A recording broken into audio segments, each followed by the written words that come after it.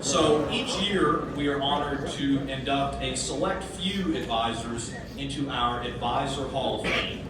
So this honor, which is based on the nominations of students, staff, volunteers, and alumni, is reserved for our most outstanding advisors who have dedicated years of service to the Y and the students of their school. So before we introduce this year's inductee, would all current members of the Advisor Hall of Fame please stand and come to the front of the room, please? If we have any current Hall of Fame advisors, please come to the front.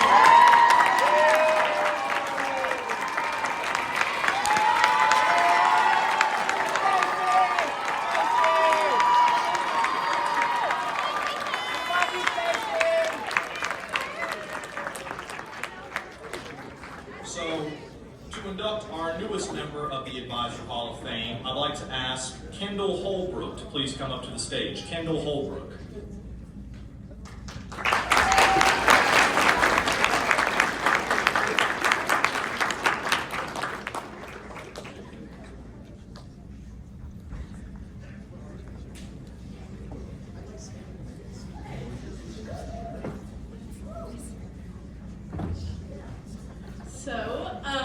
My advisor is Mr. Brian Simmons, and I think he has done a great job at always putting us first, always getting us on time to things, and I just really think he is a great person in general. I think he has a lot of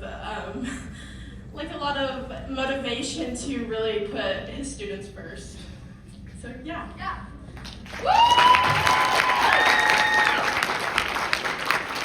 Your newest member of the Advisor Hall of Fame, Mr. Brian Simmons.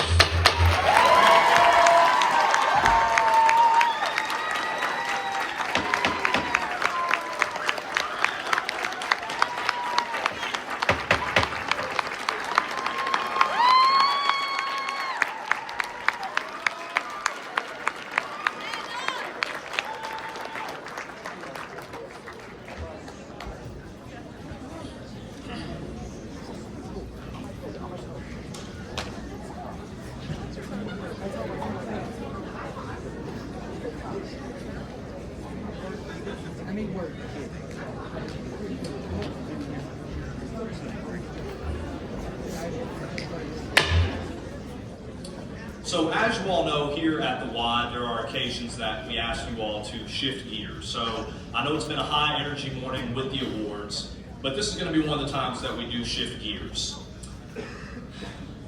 Some of you may remember our 2024 KY High School 4 governor, Hayden Willett from Elizabethtown High School, who tragically passed away after last year's conference. Today we'd like to honor him by having a moment of silence. But before we do this, I'd like to ask a close friend of his, Jack McGlone, to please come to the stage. If at any point anyone here feels the need to step out, please feel free to do so. We have advisors and Y staff available outside in addition to the choir room at Hancock, but we do ask for your all's undivided attention and respect. Jack. Let's give Jack a round of applause.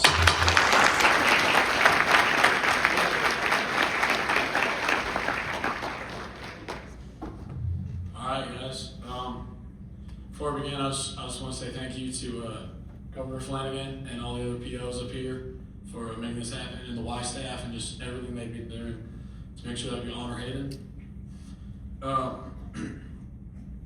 If I'm going to be honest, it was pretty hard to write this speech. I couldn't really think of what words to use, which is weird because I have so much to say.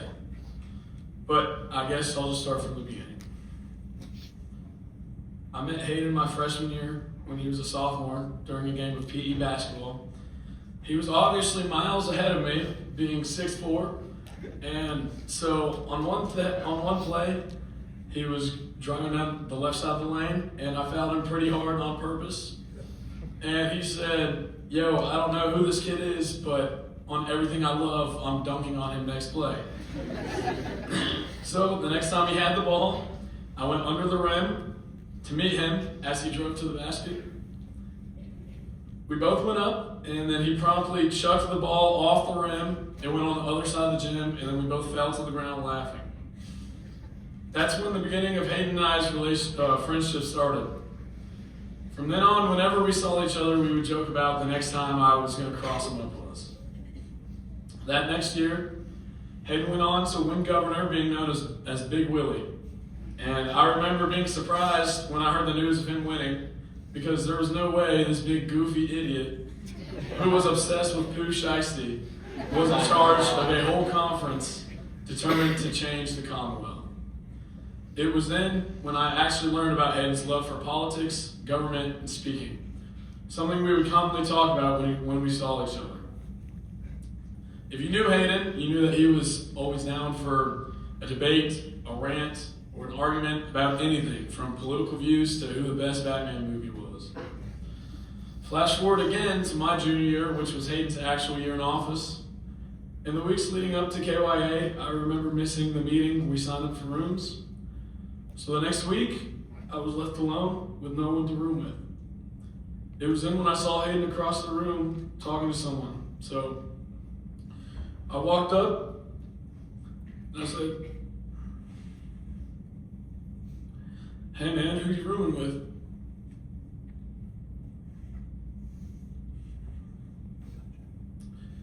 And he said, "Obviously you." Sorry.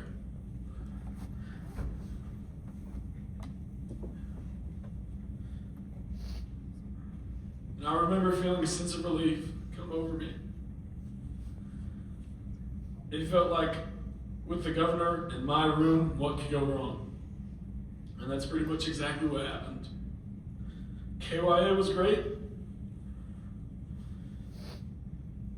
and I had a great time as an attorney. And it was then when Hayden got sued by the Attorney General at the time. This was crazy news because nobody really knew what this meant for the legal teams. But without hesitation, as I was leaving my room during lunch, Hayden said that he trusted me and that he wanted me to represent him in this case. We don't have to talk about the actual case itself because we lost pretty bad, but that's besides the point.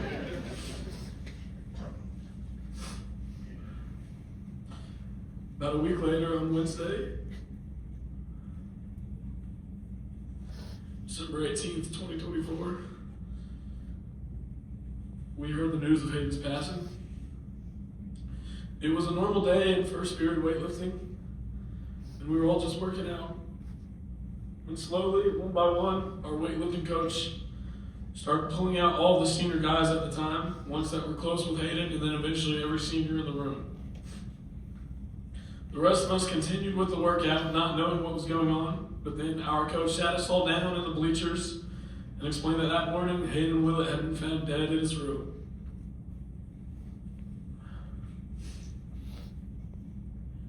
At first I thought I was expecting him to laugh and it becomes some kind of sick joke, or get a call saying that it was a false alarm and that it was fake news, as Hayden liked to say.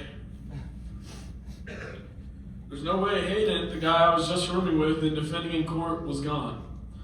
I thought there's no way that the guy who I was just talking about girls with was actually gone. And I was just totally shocked. And then they released us the second period. My eyes started to water slightly, and as more and more people saw me about to cry, more and more people started putting their hand on my shoulder, and that just made it worse. And my watery eyes transitioned to a steady flow of tears. I got to my second period class and was able to pull myself together. But 5 minutes later, I asked to go to the bathroom. And I walked to the commons, sat down at a table, and I just sobbed for the entire class period.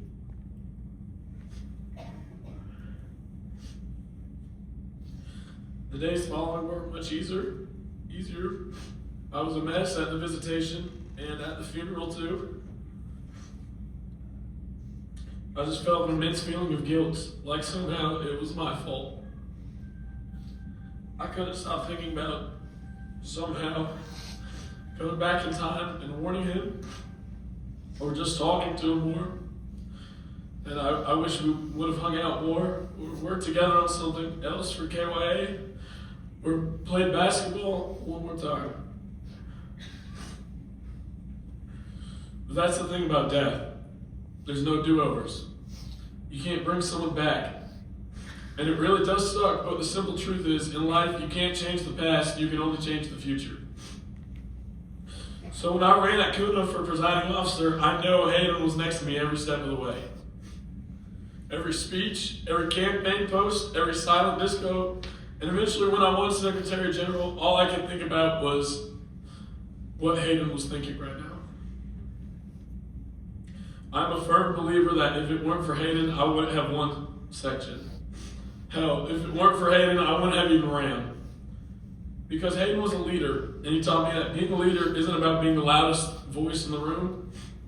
It's about what you do with that voice that matters. So remember, delegates, you have a voice, and it matters. To Hayden, I love you, man. I'll never forget those late night talks in our room about sports, girls, bills, politics, and Transformers Megan Fox. I love you, man, and thank you.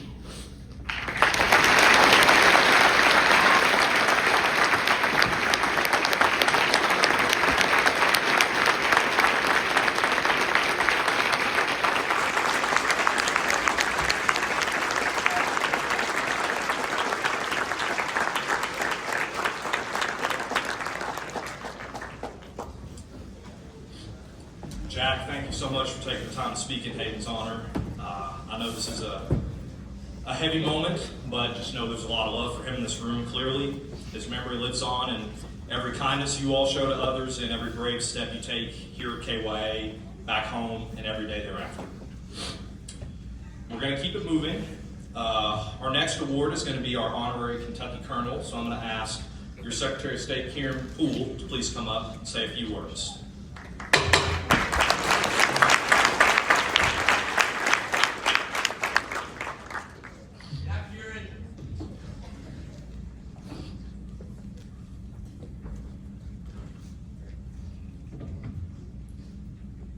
You've made the best of a bad deal. This is a lyric from a song called Soon You'll Get Better by, you guessed it, Taylor Swift. And if you know me or if you don't, hi, my name is Kieran Poole, and I'm your KYA4 Secretary of State.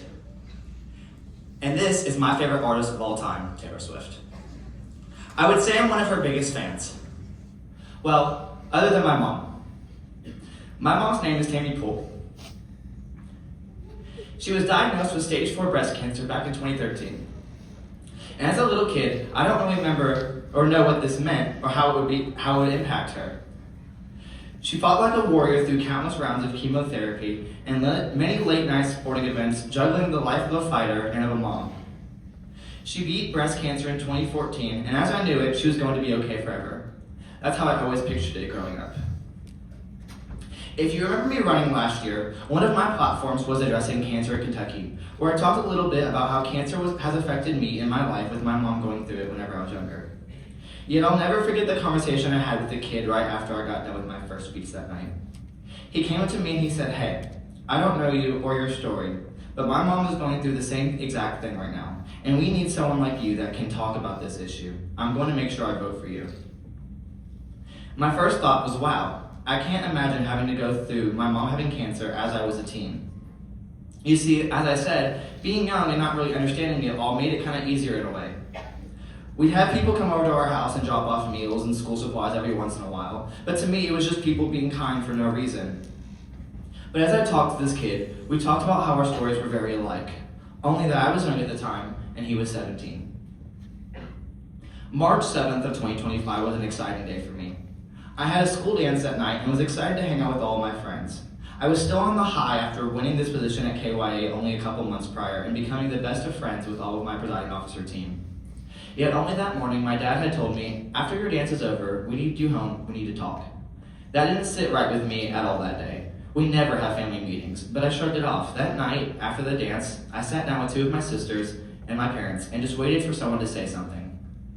My dad kind of stammered as he was talking, and he finally worked up the courage to say the words, "Your mom has cancer again." My heart sank as I then said, "Wait, it's treatable, right?" To which they told me, "No. Unfortunately, that's not how this is going to work out. It's terminal." One of the first thoughts I gathered after hearing this news was, wow, I know exactly how that kid at KYA felt as he was emotional just talking to me about his mom's cancer.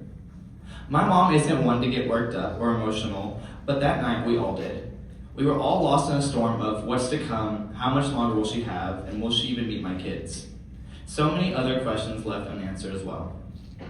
You see, as a kid, wanting to do so many activities in clubs or sports, one that my mom always found a way to put me and my siblings through was KYA and Kuna. My mom has had a kid in the YMCA government program since I was born, but literally, ever since my oldest sister's first Kuna in 2007, the year I was born. My mom not only made it apparent to send her own kids to these conferences, she always made sure to put some extra money towards the scholarship funds too to send other kids to conference, because at the end of the day, that's who she is. She thinks that someone else may really need that because you never know what is going on in someone else's lives and the struggles that they are going through. From having her kids reach big achievements such as my sister, Ashlyn, becoming Lieutenant Governor at KY in 2022, or me becoming your Secretary of State, or so many others. I know that all she's done for me to get to this moment has made her very proud. But just to let you know, Mom, you have made me very, very proud to have an amazing mother as you. When talking to my presiding officer team preparing for this conference, I was talking to two of my best friends. One of them being my best friend Briley, one of the justices here at KYA, and my other best friend, Sophie, well, as you all may know her, Governor Flanagan. We talked about the Colonel's speech, which is a speech given by the governor on the last day. Sophie told me she wanted me to give this speech, even though it was technically a speech given by the governor. Being given this task, I had to choose a recipient. And as I read the definition of the award, being a person or organization that demonstrates a significant commitment to making a positive impact on the organization and its mission, I knew immediately that my mom, Tammy Poole, was the perfect recipient for this award. So Mom, I apologize for telling you a little white lie to get you here today, but as I know I've made you very proud, just know I'm even prouder to call you my mom. But as I stand here today to tell you this, I want you to walk away with one thing. Not my sad story, or how all this has affected me, or not even that I love Taylor Swift. But that life is a gift and it's often taken for granted. You never know when you're going to be fighting life's hardest battles, or when someone you love will. So grab the people you love, all of your Y friends, and tell them that you love them. Because life is a lightning strike and you just have to dance through it. Just like my mom, Tammy Poole. Tammy Poole, will you please come up to stage to receive this award?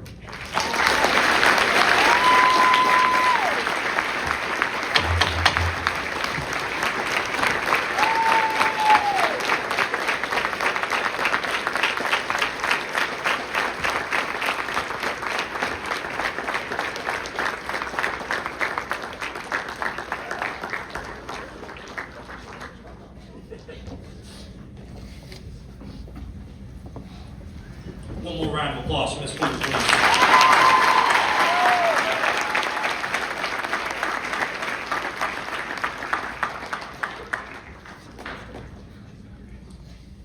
Thank you all for your respect the past few minutes.